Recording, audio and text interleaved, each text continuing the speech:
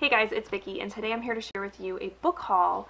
I haven't done a book haul in a few months here on my channel, so I've accumulated some books. I have a stack here that most of them are from Nocturnal Readers boxes, so I'm going to share those. And then I bought a couple with some birthday money that I got in March because my birthday was in March, and I bought myself a couple of books.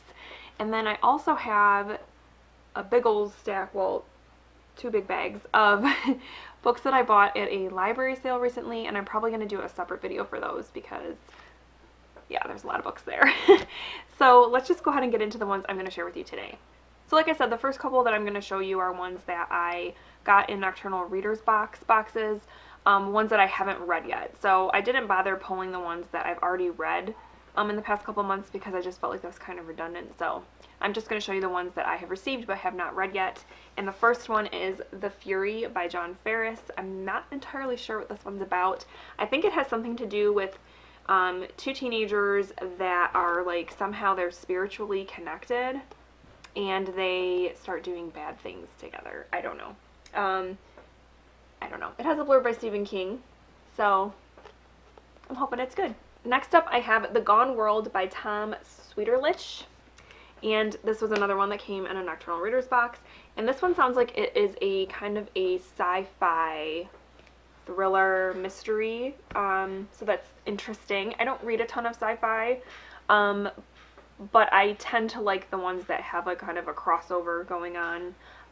Kind of like Dark Matter by Blake Crouch is like a sci-fi thriller. And I kind of like that because it blends the sci-fi with elements that I tend to like in books, and it sounds like this one's going to do the same thing. It's about I believe a detective or something who she is searching for a girl, but she has to like travel through time to find her, or maybe, yes. And the rest of her family, I think, was murdered, and then she vanished, so they're trying to find her, but there's like a time travel element, which sounds kind of cool. So I'm looking forward to this one. Next up is S by Koji Suzuki. And this one, it really has me interested because it's the same author that wrote The Ring. And I have never read that, but I absolutely loved the film adaptations, both of them. I've watched the Japanese film and then also the Americanized version. I liked both of them. So this one ties into that world, but from what I've read, you can read this one without having read the other books. So I'm hoping that's the case because this is the only one I have. And the cover is really cool. And I guess when you take the dust jacket off, it shows like a bone, which is kind of cool and creepy. So, you know, kudos to the cover designer for this because they did a really good job. Next we have one that I've shown in, I had it on a TBR a month or two ago and I never got to it, and I still haven't got to it, but I really want to read it soon because it just sounds so different, and that is Hellhound by Ken Greenhall. This is about a dog that likes to kill people, and it's told through his perspective. So, I mean, I don't think I've ever heard of a story like that before, so yeah, I'm interested in this one, and I definitely want to check it out soon. The next two are ones that I actually have on my April TBR, and I just haven't gotten to yet, but I'm hoping to still get to them this month. They were both review copies that were sent to me for review, and so I want to get to them as soon as possible. The first one being Murder in Little Shendon by A.H. Richardson.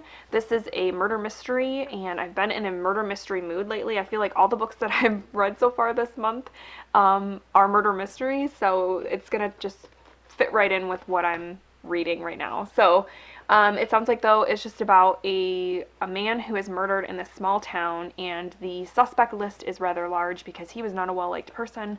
So there's a lot of suspects to get through, a lot of interviews to conduct, and a lot of investigating. So I don't know. I think it's going to be pretty fun, and so I'm grateful that I was sent this copy to review. The next one is the book I'm planning to read next as soon as I finish the book I'm reading, and that is The Oracle Year by Charles Soule. This is another one, like I said, I was sent for review. And this is I think they call it speculative fiction. It's about a guy who wakes up one day and he has these premonitions in his head. And he's not really sure how they got there or why, but he decides to put them online using this website, and he calls himself the Oracle, and then it kind of just starts this crazy wild goose chase kind of thing because the government wants to know who he is and how he knows this information, and he obviously wants to remain anonymous because he knows that there are dangers in knowing the future. So it just sounds like a fun kind of story, and when I was sent this book, I was told that fans of David Wong would like this, like I said in my TBR video, and I really liked David Wong's John Dies at the End, so I'm really looking forward to getting to this one. And then the last three are ones that I bought with my birthday money, and the first one I'm actually currently reading right now, and that is The Alienist by Caleb Carr. We are reading this for our quarterly challenge for my local book club. We're reading the book, and then we're going to binge watch the show and then talk about it. So I've already actually started watching the show. I've only watched the first episode, so I haven't spoiled myself with anything yet, and I'm about almost 200 pages into the book. So, but it's, again, a murder mystery, but also has a huge historical fiction slant to it. It takes place in New York City in 1896, and this killer is out there who is murdering young boys who are cross-dressing prostitutes, so it's definitely dark.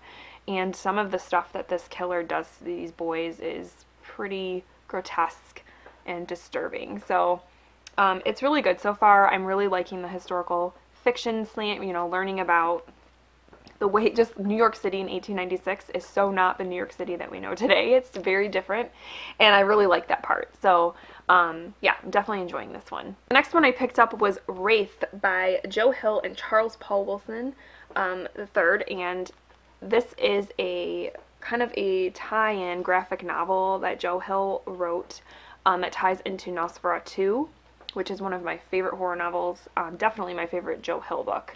And it's all about Charlie Manx, who is the bad guy in Nosferatu. And so I'm just really excited to like revisit this world because, like I said, I just loved that book, and the illustrations look really cool. And I'm sure it's going to be like a dark and twisted story. I'm hoping to read this alongside, like when I'm reading one of my chunkier books, like probably when I read Gone with the Wind. I'm probably, if I need a break from Gone with the Wind, I'll probably pick this up and read it, because when I read chunky books, I tend to like to have short little like graphic novel type things or short story collections or something to read to kind of break it up. So I'm hoping to get to this one very, very soon. And then the last one that I'm going to show in this video is one that I actually bought for Leia and I to read together, and we've actually started reading it. We're going to read a story a night from it, and it's called Goodnight Stories for Rebel Girls, 100 Tales of Extraordinary Women. And so let me just open it up. And it's by Elena Favilli and Francesca Cavallo. And first of all, I just love this cover. I think it's so pretty. And it's basically 100 stories about extraordinary women, just like the subtitle suggests. So, and each one is just a page long. So for example, like last night we just read about Amelia Earhart. So the whole page, her whole story is on this page, and then they do the illustration. And the illustrations are really nice, and it's told in like a fairy tale format, so all of them start with like once upon a time, which is kind of cool, and then it shows like their dates of birth and dates of death if they have passed away, and where they're from, and then a quote from them. And so what I've been doing is every night while reading our bedtime stories, we read one of these, and it's been really fun, and it's a cool book to read, and I think, and even I myself, I'm learning about women I've never heard of, so it's pretty awesome. Alright guys, so those are all of the books that I have to show you in this haul video. Please let me know down below if you have read any of these books and what you thought of them, because I'd love to know. And like I said, I will be back very soon with a book haul part 2 where I talk about all the books that I recently bought at a library sale, because I'm excited. I got some good buys. So other than that though, I hope you guys are having a great week, and I will talk to you very soon. Thanks for watching.